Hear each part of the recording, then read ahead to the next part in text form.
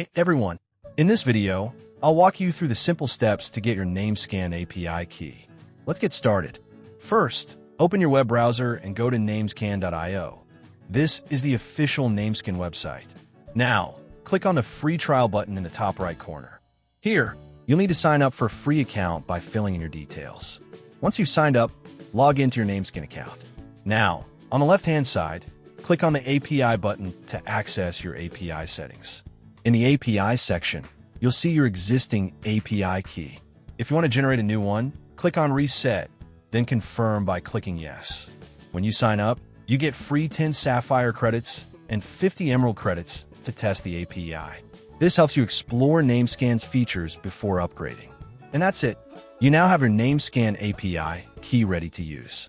If this video helped you, don't forget to like, share, and subscribe for more tech tutorials. See you in the next one.